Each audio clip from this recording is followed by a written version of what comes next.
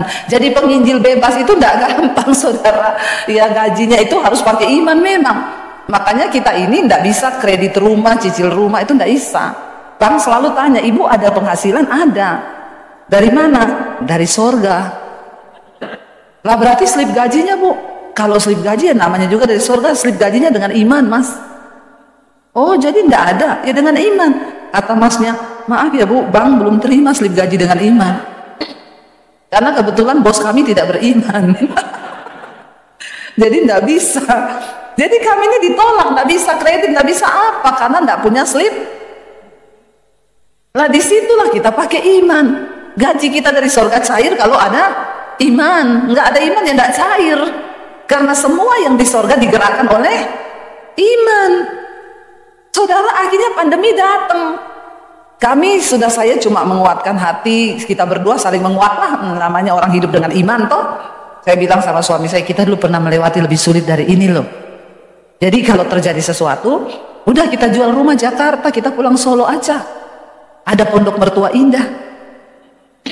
Walaupun tidak indah kan, tapi ya harus indah karena cuma itu yang kita punya. Tapi saya bilang, jangan batasi Tuhan. Tuhan mampu melakukan sesuatu di luar logika kita. Kita percaya bahwa janjinya ya dan amin. Tiba-tiba saudara pas buka lockdown pertama, saya bilang sama suami, kita antar saya yuk, saya mau melukis, saya mau beli alat-alat lukis. Suami saya bilang, nggak usah macam-macam ya. Gue itu mau ngapa, mau hobi atau mau bener melukis ya, mau melukis, ayo hemat-hemat ya. Itu terus yang dia ulangi. Memang laki-laki itu ya selalu pakai logika tuh kalau berpikir kita punya uang ini tinggal sekian loh, nggak tahu kita nih kalau nggak hidup bagaimana. Ya udah ayo anterin kita ke Gramedia. Sampai di sana saya bilang, mbak, kanvas yang paling gede ada bu, coba berapa ya mbak? Dia langsung senggol saya, kalau cuma mau belajar beli yang 20 cm saja. 20 kali 10, kapasitas imannya 20 kali 10. Saya bilang, mbak, yang paling besar. Dia bilang, mahal loh, paling besar mbak. Ada bu, 1 meter 1 kali 120 kali 80. Ya udah itu keluarin, saya minta 3 ya. Terus saya minta tinta gini. Begitu bayar di kasir 3 jutaan lebih, suami saya syok. Dia bilang, saya bilang percaya aja lah, saya juga enggak tahu, enggak apa-apa lah ya, kita beriman lah sama Tuhan ya. Karepmu. Akhirnya kita pulang. Malam itu saya ngelukis, saudara. Suami saya lagi ngedit video, saya ngelukis. 2 jam selesai satu lukisan. Dia keluar, waktu dia masuk ke kamar, dia kaget, dia bilang, lukisan siapa ini? Saya bilang, ada siapa di sini? Ada siapa? Nggak mungkin loh, masih nggak mungkin loh saudara ya. Ya sudah 20 kali 10. Lihat saya melukis jadi, dia bilang lagi, nggak mungkin loh. Lah ada siapa di sini? Nggak ada siapa-siapa, cuma ada saya. Nggak mungkin loh sambil ngeliati. Dalam hati saya, daripada kamu nggak mungkin tak foto lukisan saya, tak angkat di IG. Puji Tuhan, lukisan pertama saya jadi nggak jelek-jelek amat ya. Tiba-tiba ada inbox masuk, bu, dijual nggak? Di tengah masa pandemi. Saya bilang, saya ini bukan pelukis bu, ini lukisan pertama saya. Ya belum bagus, dan saya juga nggak tahu harganya berapa. Tapi ibu jual, kalau saya beli, ya silakan. Minta nomor rekening ya bu, saya kasih. Dia kirim bukti transfer 10 juta. Nah ini imannya mulai hidup. Begitu dengar 10 juta langsung hidup imannya. Ya, saudara, 10 juta saya kaget loh, di tengah masa pandemi orang uang kita dari 10 juta kurang jadi 6 beli itu tinggal 3 juta. Saya datang sama suami saya bilang, say, lukisanku dibeli orang. Apa iya? Ini loh bukti transfernya, saya liatin sama dia. Hah? 10 juta? Bukan 10 senti. 10 juta. Dia langsung bilang, ayo tak antar lagi yuk beli kanvas. Memang begitulah laki-laki itu ya, sulit untuk percaya bapak-bapak. Ya dengar ya bapak-bapak, percaya sama Tuhan pakai logika, tundukkan juga logikamu kepada Tuhan. Amin. Kau berpikir bisnismu secara logika begini,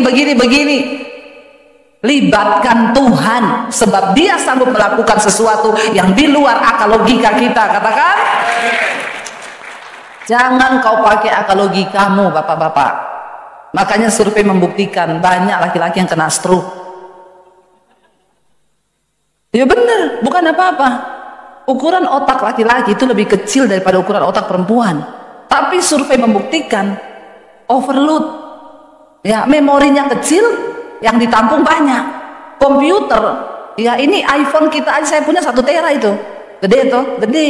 Tapi karena saya lebih banyak filenya, dia muncul terus, sudah full harus hapus yang lain. Masalahnya kan otak kita ini tidak diperintahkan hapus yang lain, hapus kekhawatiranmu, hapus puyengmu, hapus pusingmu. Jangan kau pikir semua dengan pikiranmu. Nggak ada yang ingetin soalnya, tiba-tiba jebol, pecah pembuluh darah, saudara. Karena waktu kau stres, hormon kortisol naik, darahmu mengental, maka peredaran darah jadi lambat. Makanya Alkitab bilang hati yang gembira itu obat yang manjur. Orang yang gembira itu berarti percaya sama Tuhan. Amin. Jangan ya bapak-bapak, karena ukuran otak laki-laki kecil, memorinya full, ditambah memang tidak percaya Tuhan. Katanya sih percaya sama Tuhan Yesus, tapi imannya mati, tidak hidup, jadinya jebol. Ya itu handphone, kalau kebanyakan, saya punya handphone itu kalau dia sudah bilang kepenuhan memorinya, kepenuhan, hapus yang nggak penting, saya lupa hapus, besok mati pet. Tapi kan handphone masih bisa dihidupin lagi lah, kalau orang mati pet. Ya, ini saya ingetin ya bapak-bapak, tolong ya, karena laki-laki itu memang susah untuk percaya seringkali, logikanya jalan, akhirnya jadi saudara. Suami saya bilang, ayo kita beri kanvas lagi. Ya, saya ingat pertama pandemi anak saya bilang, mam aku kuliah loh. Aduh dek, orang udah mati semua dek, kamu lagi mau bilang kuliah. Berapa kalau kamu kuliah? 70 juta. Aduh 70 juta, uang dari mana? Tapi sini nak, percaya, kalau memang Tuhan berkehendak kamu kuliah, tidak ada yang mustahil. Saya tidak mau bunuh iman anak saya. Saya bilang, mami secara manusia tidak bisa bayar. Kita ini hidup hari ini makan aja sudah bersyukur. 70 juta mami tidak bisa bayar. Tapi kalau Tuhan berkehendak, tidak ada yang mustahil. Percaya itu, doa aja. Akhirnya saya jadi rajin melukis toh. Lukisan yang kedua dibeli orang 10 juta, sampai lukisan yang keempat. Saya diundang pelayanan di satu kantor. Bu, ibu sudah berani keluar, ini semua pendeta tidak ada yang berani keluar loh. Ya, ibu mau enggak? Ini kantor kami sudah buka bu, dan kami butuh pendeta justru untuk menguatkan iman kami. Tapi pendeta semua tidak ada yang berani, katanya takut mati. Saya dengan alasan yang rohani, saya bilang, saya doa dulu ya. Itu kan alasan paling rohani, padahal ini saya sampai jam berapa ya? 7 menit lagi ya. Itu waktunya ada 7 menit lagi. Saudara, akhirnya saya tuh ya saya memang takut, karena teman-teman juga bilang, teman-teman pendeta, bu ini yang mati banyak pendeta loh, jangan keluar-keluar, ini baru lockdown pertama buka, ini virus nggak tahu nih. Saya doa tanya Tuhan saya pergi apa enggak? Tuhan ngomong nggak tahu diri. Itu jemaat ya, mereka udah bisa suap nasi kerja pergi keluar, karena kalau mereka nggak keluar juga mereka mati, bukan karena corona tapi nggak bisa makan. Nah kamu yang hamba Tuhan harusnya pergi di saat orang takut begini, kamu beritakan iman, malah kamu takut. Saya telepon, oke saya datang besok ya, ibu berani mati hidup di tangan Tuhan. Kalau belum waktunya mati, tidak mati. Kalau sudah waktunya biar kau sembunyi di lubang tanah sekalipun, mati juga kau. Itu iman saudara ya. Akhirnya saya pergi saudara, bukan mencobai, memang iman seperti itu Pak.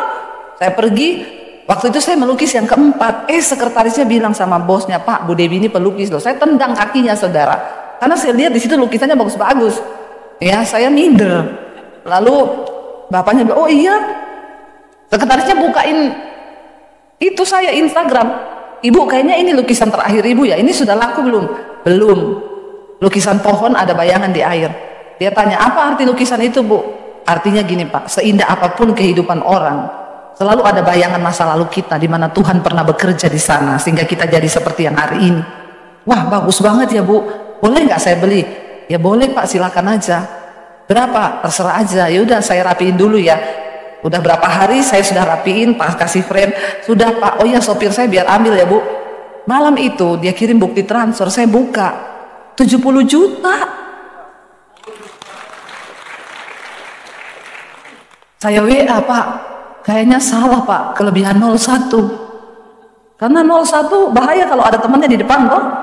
Daripada saya sudah pakai duitnya terus dia bilang kelebihan, nggak gawat, saya mau ganti bagaimana saudara. Jadi saya bilang, dia bilang, oh enggak Bu, enggak kelebihan. Memang itu yang Tuhan taruh di hati saya. Saya bilang, anak saya, Dek, kamu kuliah Dek, ini jawaban 70 juta imanmu. Lo bener nggak saudara?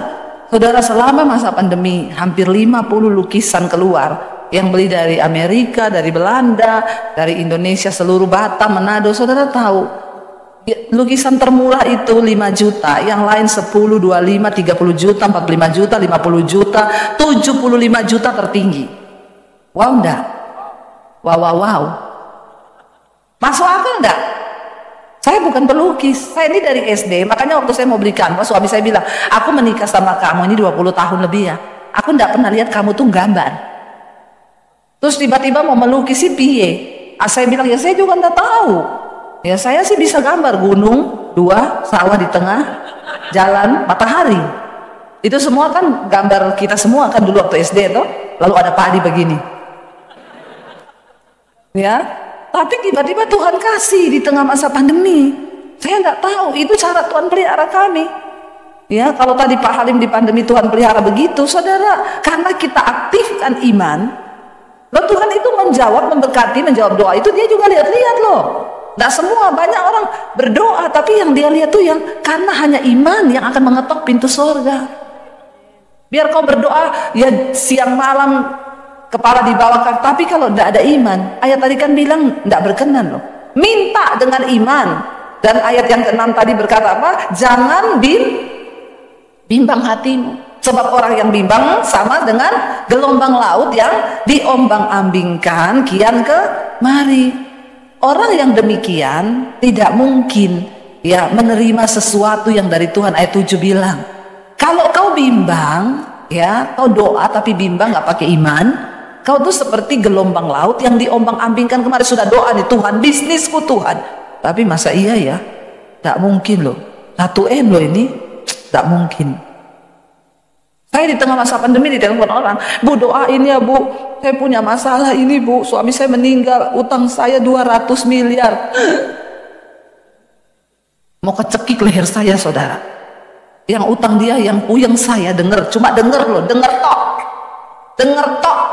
tok.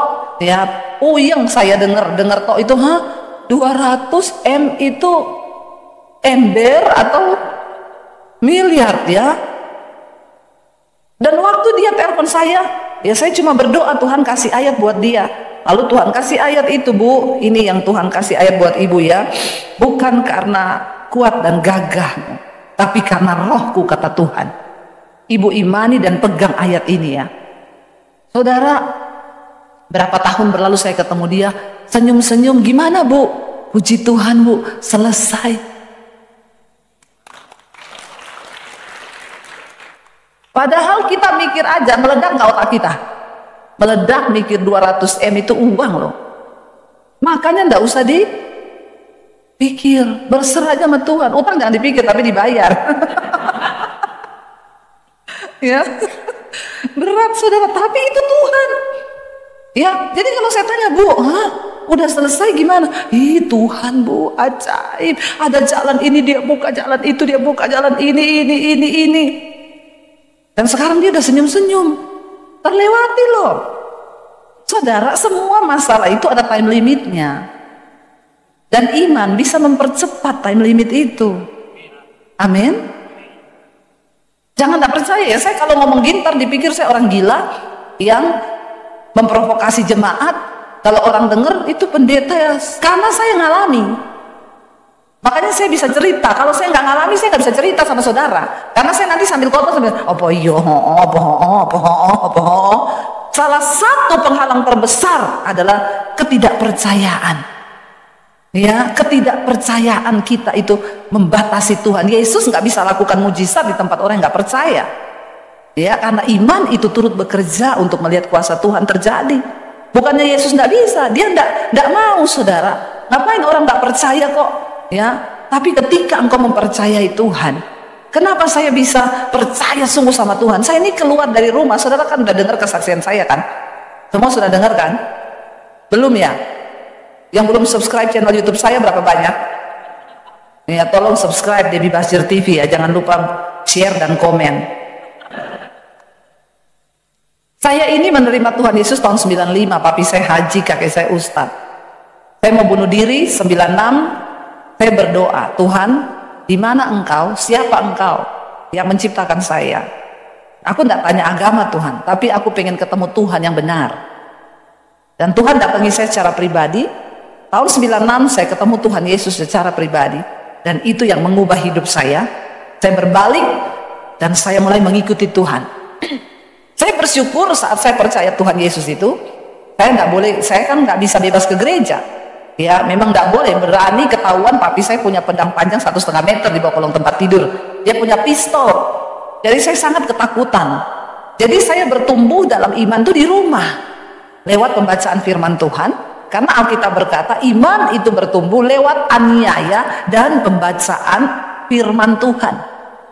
Makanya kalau saudara itu kurang dianiaya ya kurang beriman sih. Saya doakan supaya teraniaya. Aniaya itu kan bukan cuma mau dibunuh toh. Saudara difitnah orang, itu aniaya, bersyukur. Karena doa orang teraniaya itu didengar Tuhan. Mau doanya didengar? Sering-sering later? Lo kan begitu toh, cuma diputar-putar kan? Harus begitu, percaya ya. Makanya suami, kau jangan sering-sering aniaya istrimu. Kalau dia teraniaya, dia berdoa, Tuhan dengar loh. Hati-hati ya. Dia cuma bilang, Tuhan, suamiku itu loh Tuhan, hajar Tuhan. Habis bapak-bapak. Kalau dihajar Tuhan bahaya. Ya, iya betul. Saya tuh ngomong sama jemaat gitu, kalau ada jemaat yang, Bu, suamiku itu loh nggak bertobat. Ibu berdoa, sudah. Doamu bagaimana? Tuhan, jamah suamiku. Jangan berdoa begitu, Bu. Apa, Bu? Tuhan, hajar suamiku. Terus boleh emang? Boleh. Nanti kalau suami saya marah, suruh dia hubungi saya. Ya, bener ada ibu-ibu satu kali ngomong ke suaminya yang selingkuh terus.